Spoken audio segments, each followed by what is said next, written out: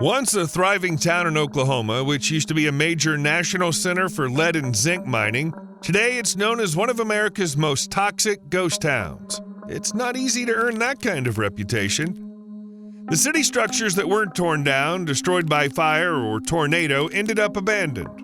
Many were completely or partially wrecked. The gorilla statue, which was put up here in honor of the city's soccer championship in 1994, towers over a completely empty parking lot. Over the past few decades, Picher's population has slowly shrunk, and as of now, the town is totally deserted. Let's figure out what happened and whether it was intentional. But first, let's grab a cup of coffee.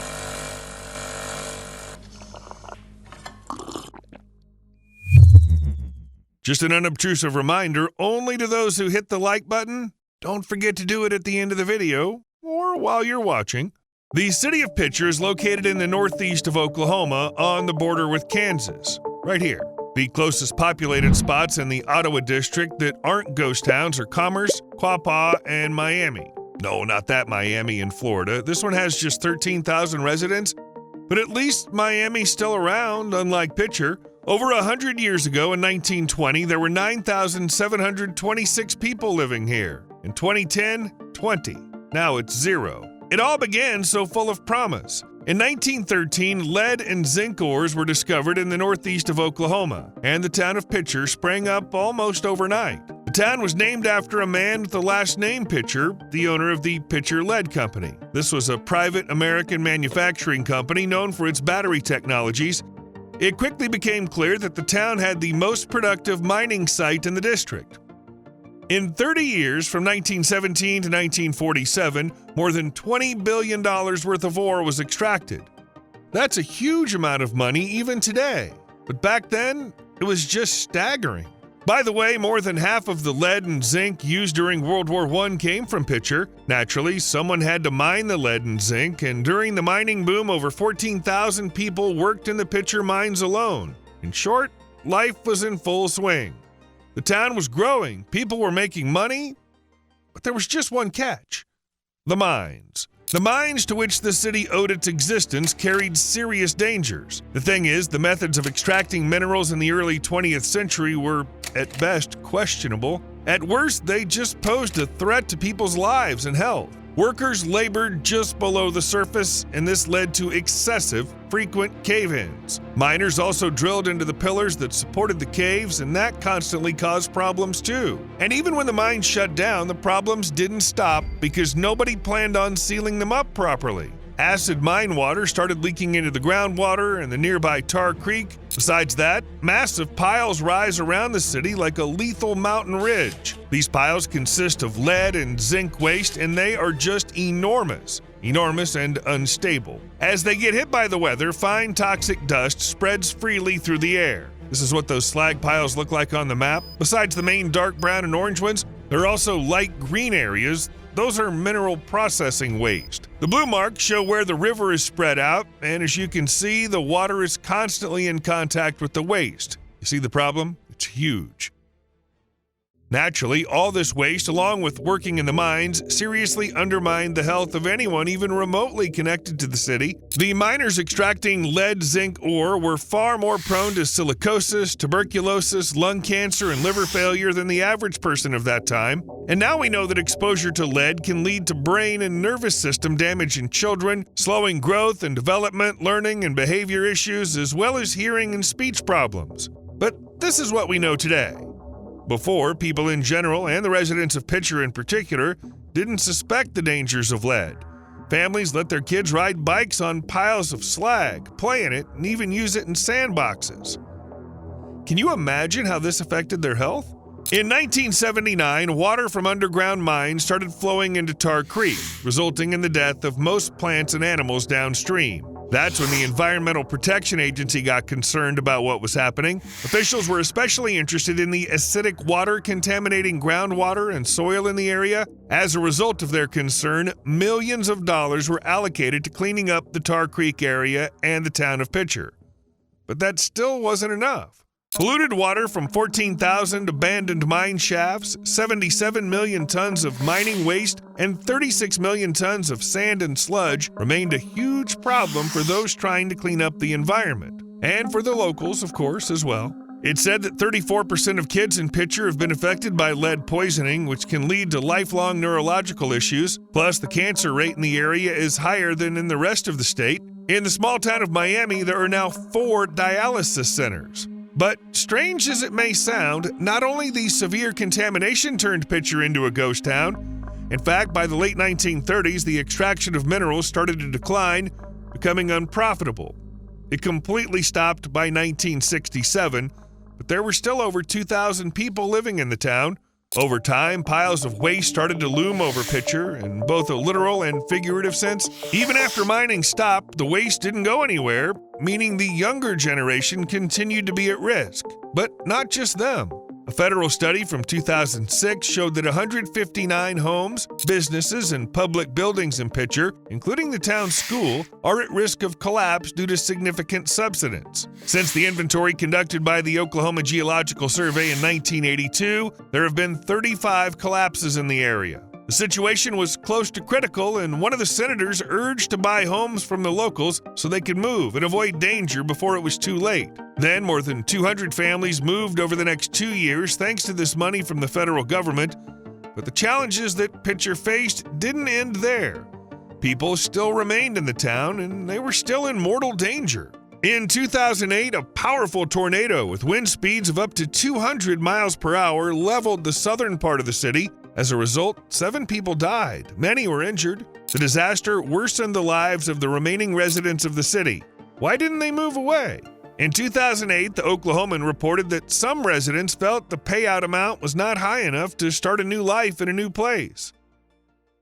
Whatever the case, the federal buyout process was completed, and the town stopped municipal operations on September 1st, 2009. By June 29, 2009, all residents received checks to be able to move out of Picher for good, but there were some who didn't want to leave their homes. In 2010, according to the U.S. Census, there were actually 20 people living within the former town's borders. By January 2011, there was just 1 business and 6 houses left in the former town, with the owners refusing to leave no matter how much money they were offered. This went on until 2015, when the last resident of Picher died, and the town finally became a ghost town. The buildings that haven't collapsed yet are holding on by a thread. Decades of unchecked underground soil extraction have dangerously undermined most of them. Any instability in the ground, strong winds, or some other event like, a moose crashing into the wall, and the building could come down.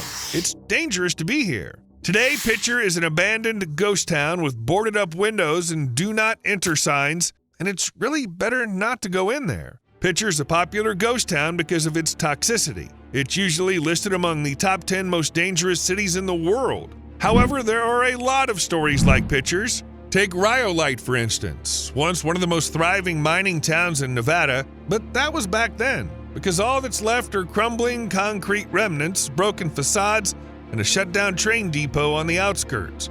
A typical story of a quick rise and an equally fast decline.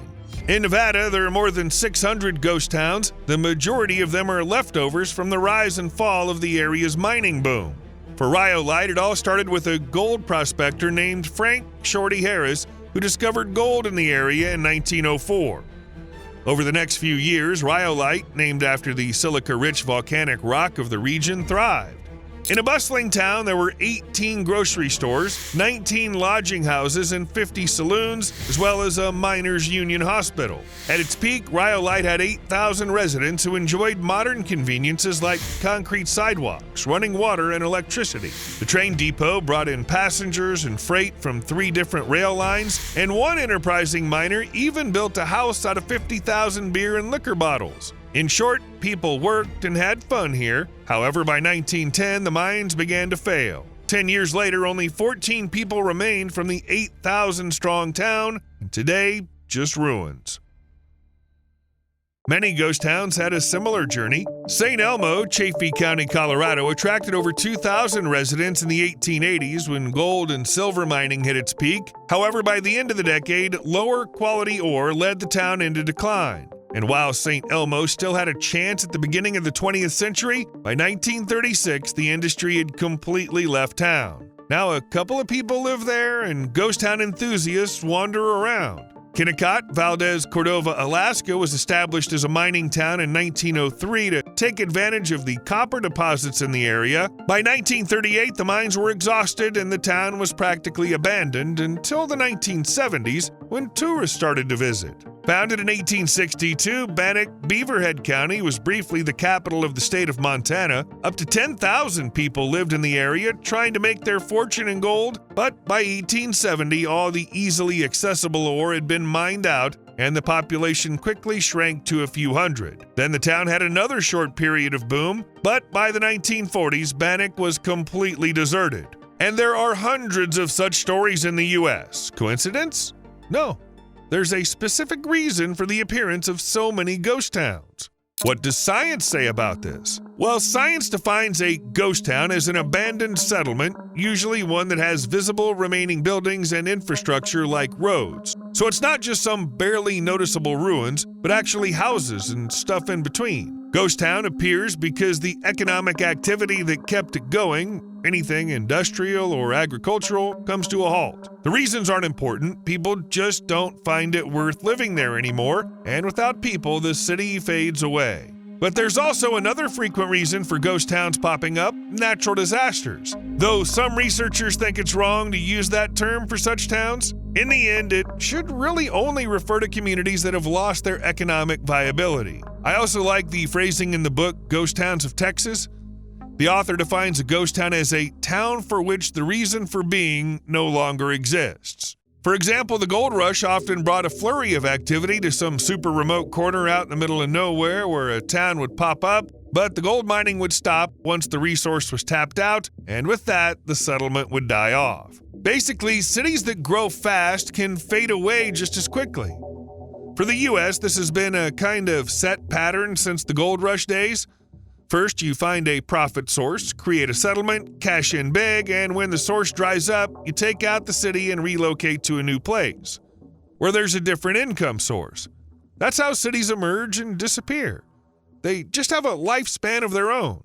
Actually, ghost towns are primarily associated with the Wild West and people flocking to areas with valuable resources like gold and silver somewhere in the Rocky Mountains, or with oil in Texas. That's why most ghost towns date back to the period between 1880 and 1940, when there was westward expansion and active industrialization of everything that could be industrialized.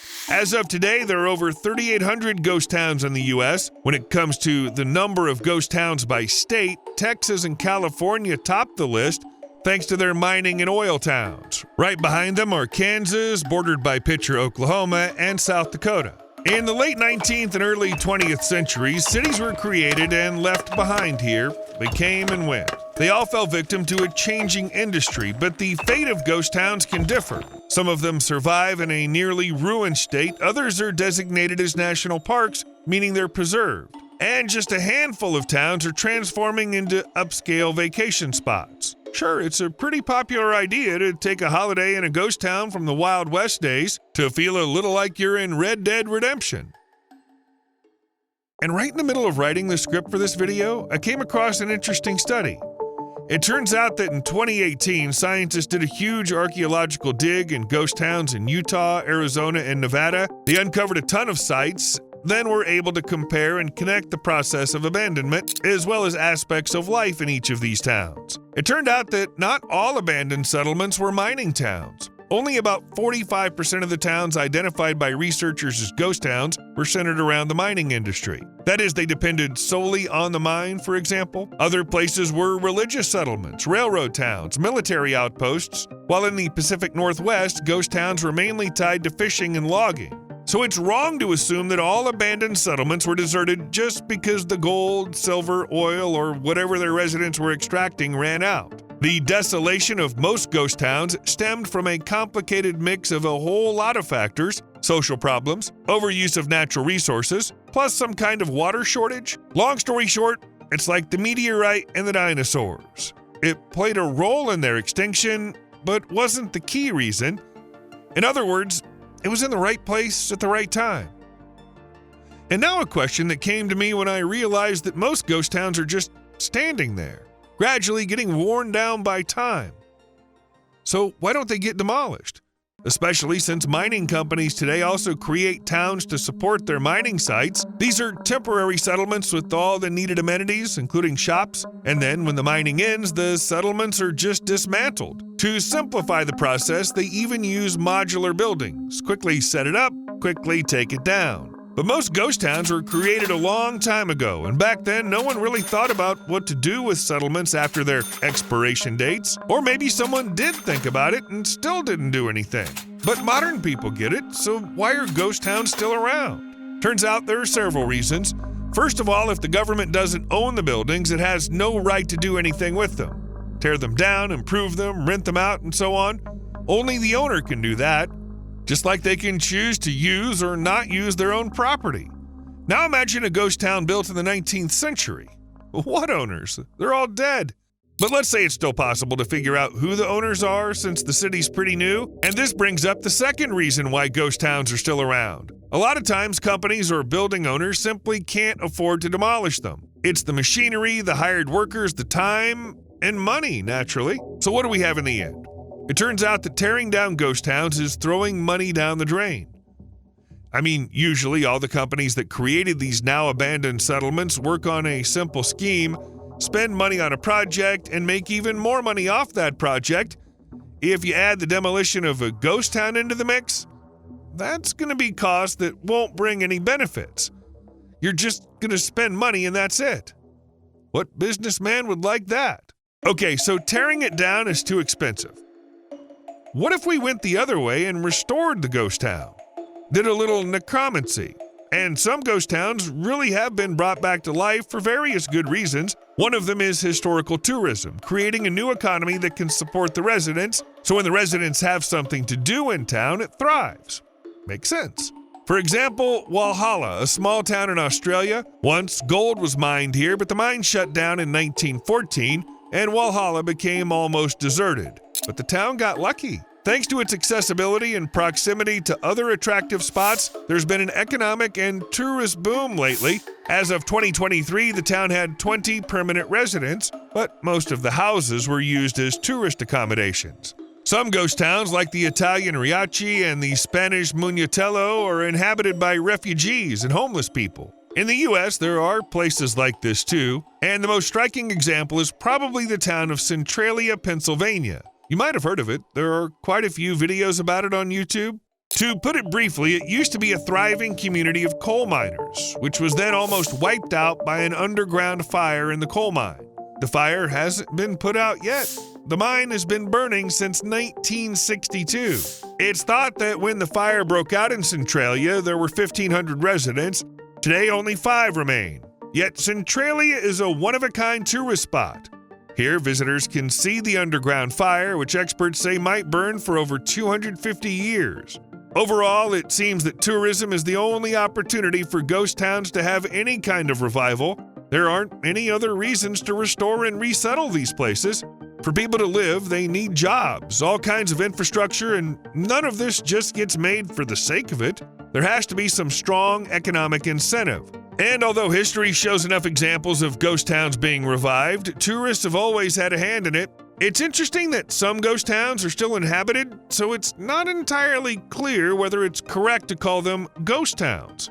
The reasons for living in an abandoned town can vary widely. Sometimes the locals simply refuse to leave their homes along with everyone else during relocation and end up staying alone in an empty town.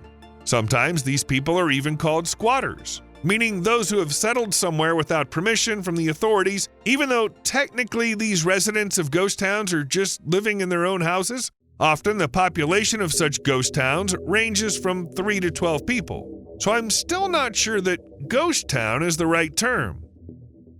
Some people settle there because they're into studying ghost towns, their history, and all that. Others try to revive them, like opening saloons or other local attractions to draw in tourists. As you recall, it all hinges on tourists here. And there are people who intentionally move to abandoned towns because it's quiet, peaceful, and there are no issues with neighbors.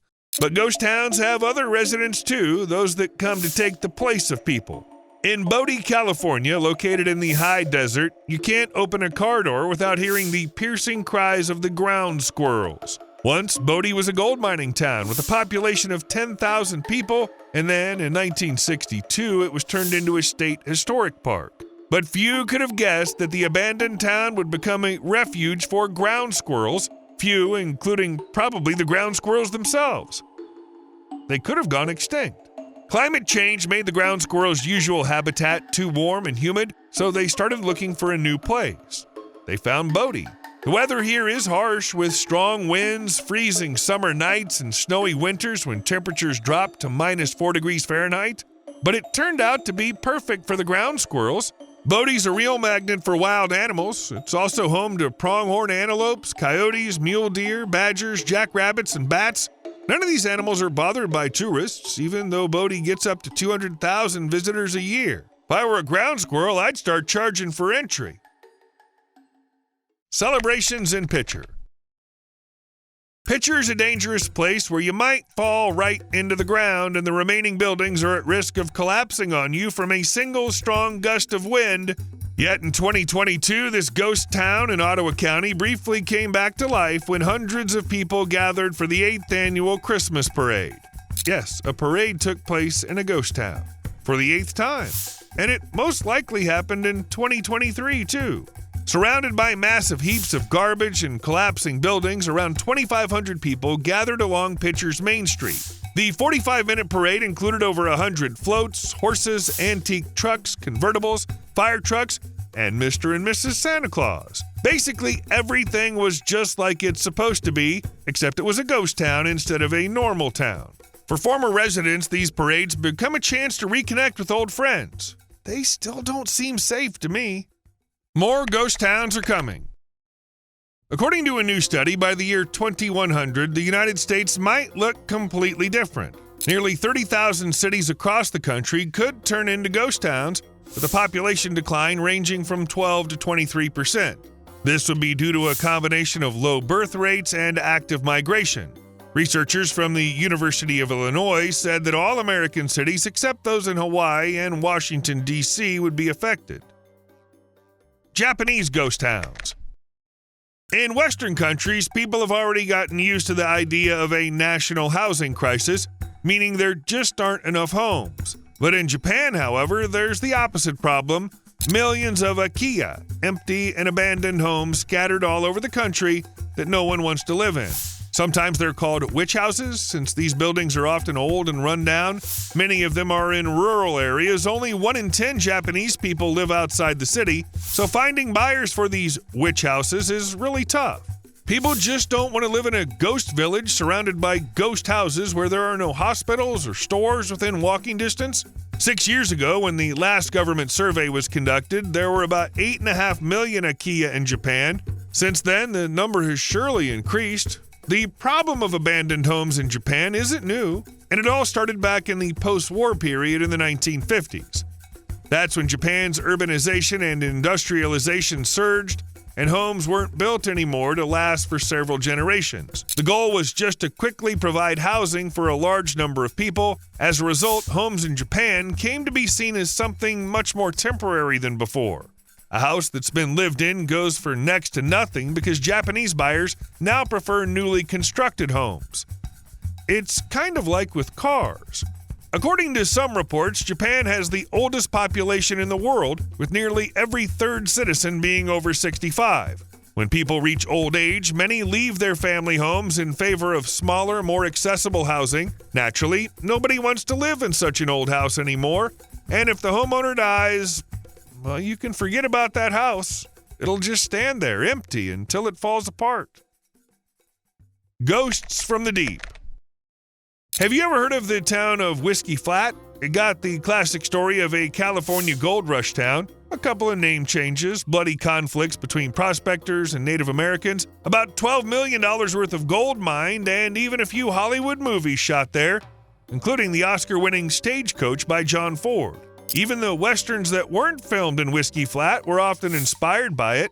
In 1954, the construction of a dam on the Kern River to create Lake Isabella Reservoir flooded a town. Most of the buildings were either dismantled or moved to higher ground before the lake was filled, but some ended up buried under the water. But then California got hit with a mega drought, the water level dropped to just 8%, and Whiskey Flat unexpectedly resurfaced from the depths. If this were a horror movie, weird stuff would start happening next. But everything ended well. People were amazed for a bit, and then in 2023, the lake filled up again due to snowmelt in the Sierra Nevada mountains, and the ghost town sank back underwater. As usual, you owe me a like. See you later.